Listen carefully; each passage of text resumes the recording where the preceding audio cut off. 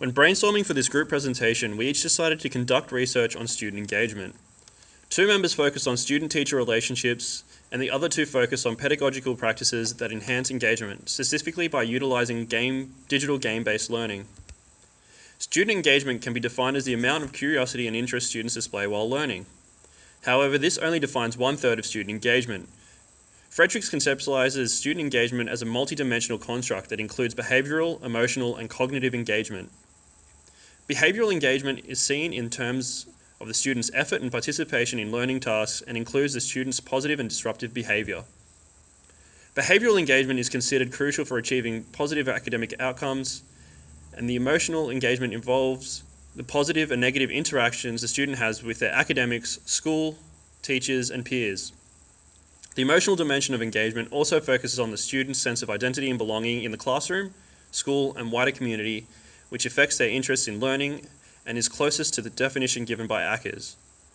Cognitive engagement is a dimension defined by the student's ability to work autonomously and utilize the knowledge and skills gained through their learning to solve problems. We'll begin this presentation by providing a brief summary of our individual data collection and what we found. We'll follow this by discussing how they integrate to inform future research projects. As a late entrant to the teaching profession, I was particularly interested in finding out if there's a correlation between second career teachers and student engagement.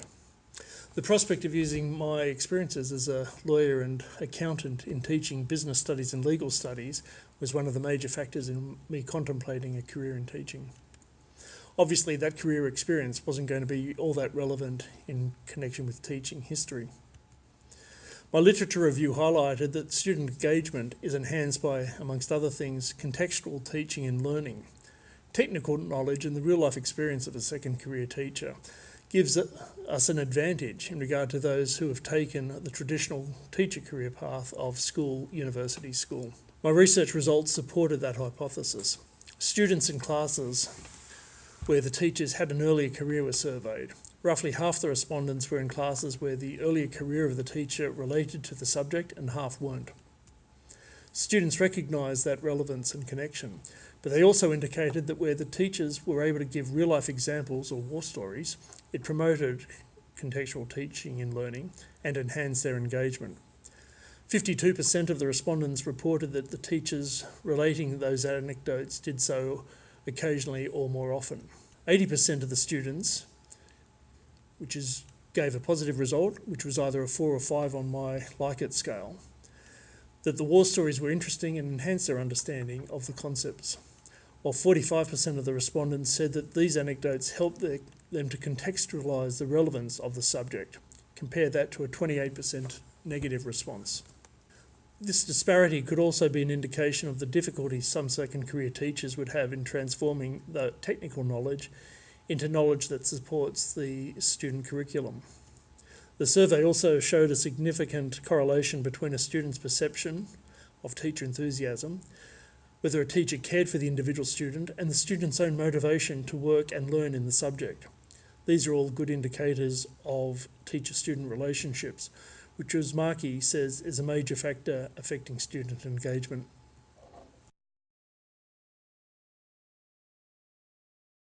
The research which I conducted analysed the impact of gaming and literary studies on student lives.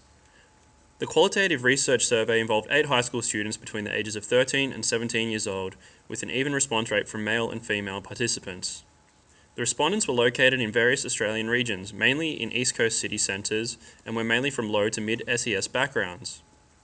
Consent was emailed to participants and their parents and was returned signed prior to participants being questioned following the research ethics guidelines set by WSU. The research conducted was preliminary research required to conduct the study outlined in the work of Keynes 2017. The research project suggested by Keynes 2017 was far too extensive to complete during the allocated research period, and the resources were not available to complete it. Despite this, the research which was conducted revealed that students believed their teachers do not know how to utilize ICT systems effectively, which agrees with the research conducted by the researchers listed below.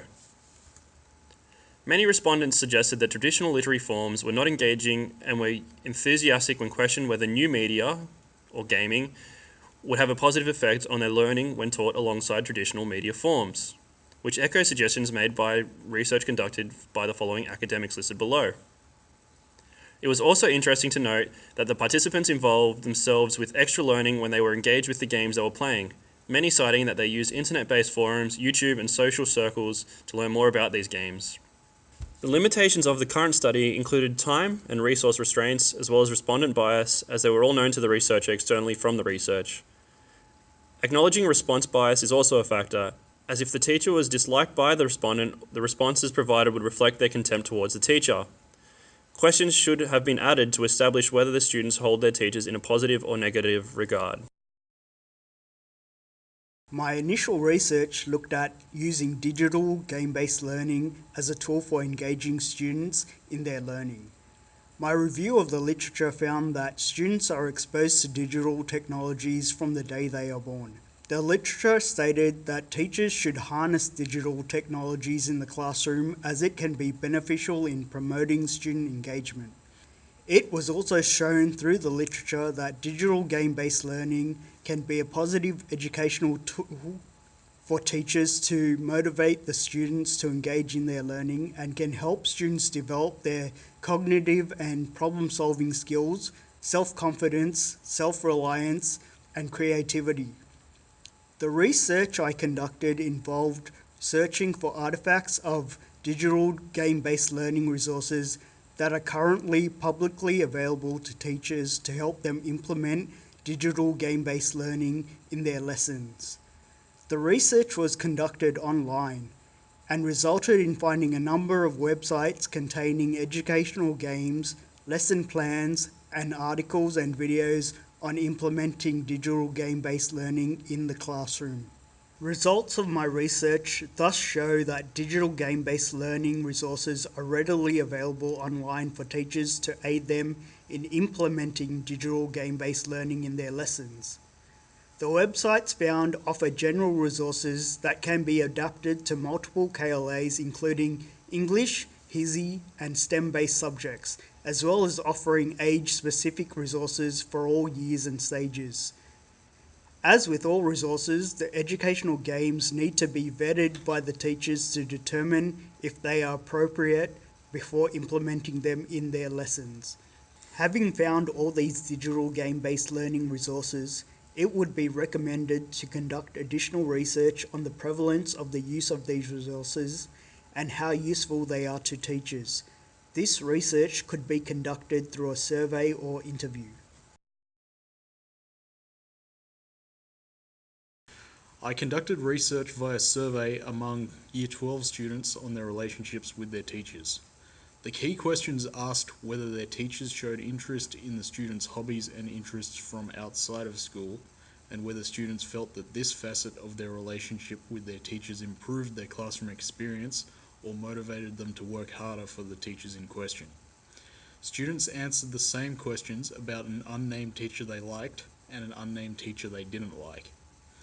Answers were largely as to be expected for the questions about whether they felt the teachers cared about them and whether this motivated them to work harder for the teachers in question. When it came to the questions about teachers taking an interest in students' hobbies outside of school, however, results were mixed. Some students answered that their teacher taking interest in their outside of school activities had no bearing on their classroom experience. Others felt that it was a big benefit.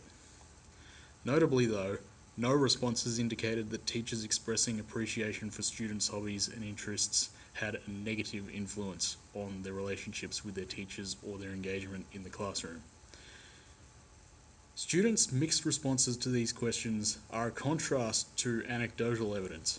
Pre-service teachers and experienced teachers with whom I have spoken tell stories of great success improving their relationships with their students and their students' levels of engagement by showing appreciation for their students' interests or finding interests which they have in common with their students. These inconclusive results and the conflicting opinions of teachers I have spoken to call for further research. Okay, so part of the reason why we did the video presentations in the order that we did was that we thought there was a flow in it, looking at the engagement of students with the teacher and the content, and then moving on to was me, the lack of knowledge that teachers had with regards to ICT. What was that? Information computer technologies. Yep. And how they engage students in the classroom using that. And I also touched on game-based learning and how that could be used in order to engage students rather than just using ICT in an archaic way, similar to using a projector, for example, instead of using a projector, using PowerPoint, which is just reflecting the modern transition of technology rather than using the interactiveness that a computer can have. Yep. So digital using video games can actually get students to be more engaged in their learning through being more interactive and getting students to Participate. participate and develop their cognitive and problem solving skills, as well as their self reliance, so they can work autonomously and improve their learning. Yep. Given that a lot of students have hobbies, which is gaming or other things on the computer, we felt that putting my research next was the logical choice, simply because I'm talking about finding common interests with your students and such, so that you can have a deeper rapport with them, and how this promotes their engagement, because students will be more engaged with a teacher who they like more. Yep. Yeah. And a point that I found in my literature review, dealing with the older teachers, was that they generally have ICT skills that are different to just software skills. So it's a better way of utilising technology, and the importance of using technology in creative ways rather than just using it because it's the machine that goes ping and it's there. Mm. Yep. I also found that in my literature review, and I also found that uh, using video games as a educational tool can help build relationships between teacher and student as well. So Yeah, and of course that relates to mine, Yep. because, yeah, you could, if you're talking about things which students do outside of school, which a lot of teachers say they do, and they have great success doing it. So most of us followed the common survey process by providing our participants with a consent form, Yeah. and we waited for the consent to be filled out and then sent back to us before conducting our Well, research my questions. consent was them just agreeing on the Survey Monkey. Yeah, Yeah, as mine was was the yours. same. yep. Well, I didn't really have a consent or need consent, as my data collection involved collecting artifacts, and I did that online. Yeah. And Survey Monkey actually, it's a great tool if you're willing to pay for it, but in a student scenario, It's a bit expensive. gets a bit expensive. So there were limitations on the tool.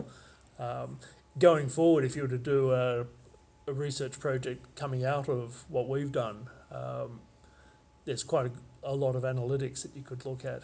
For example, there was some interaction between the student's motivation and the teacher's enthusiasm for the subject, and whether the student perceived that the teacher liked him, which tied in a lot with what Dave's